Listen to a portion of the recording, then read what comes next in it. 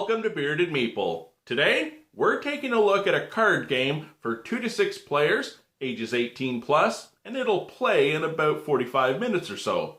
Now, on its surface, it may seem like a simple draw a card, play a card, enact the ability type game, but there's a little more going on to it than that, because you are able to negotiate with your opponents and trade cards, and you can lie to them about what you're actually going to give them. But all that's going to do is cause them not to trust you on another deal. Either that or they'll just get you back, or do something worse. Because not only do you have to survive the work week, and trust me, I of all people have worked a lot of dead-end jobs and with some deadbeat coworkers. But in today's game, it's quite literal. It's the working dead. Let's take a look at it. Each player will work one of the 6 different departments. You will gain additional income for every coworker in your workspace that matches your department. Let's take a look at the different cards. To begin your workspace, you need to play a Monday morning card. However, even if you don't have one of these, you will be able to play working dead cards on opponents who already have them. There are 6 types of coworkers in the game, everything from intern to manager, overachiever, and burnout. These cards represent earnings made from potential workload and ultimately your profits. You will place the working dead on your opponents to hinder them from assigning coworkers in their workspace. The working hard cards will help you remove specific working dead cards from your cubicle. Everyone loves getting email. With these cards, you'll be able to remove working dead from your cubicle, but also take coworkers from your opponents. Loyalty cards will protect your coworkers from email, policy, and those dreaded backstabbers. Policy cards will force you to negotiate. You will also lose turns, and you may lose coworkers from your cubicle.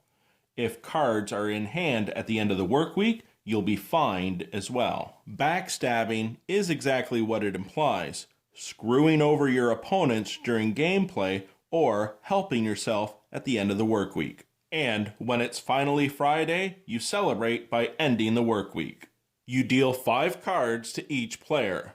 The remainder of the deck, that becomes the paperwork. Anything discarded is filed away.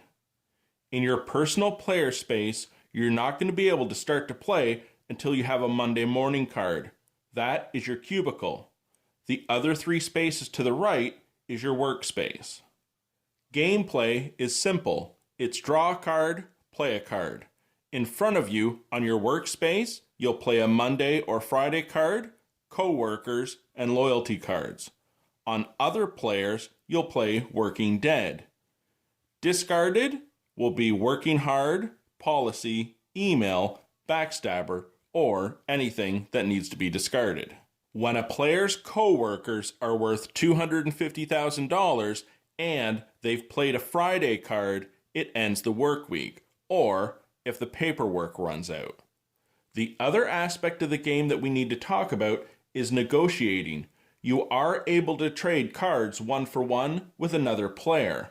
Everything is done face down, and as the cards revealed, well, you could have simply lied to your opponent and not give them what they expected.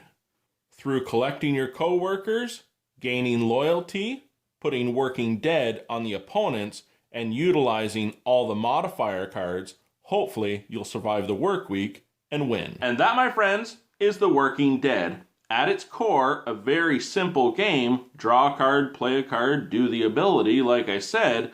But because there are so many cards and how they're going to interact and how you can use them, you have some tough decisions to make. One, of how you're going to win and who you're going to screw over and stab in the back so you can survive the work week. The art is funny and comedic. There's some nice shout-outs to some other zombie themes, which was a lot of fun. I enjoyed it. I do hope you get a chance to check it out. I'll talk to you again soon.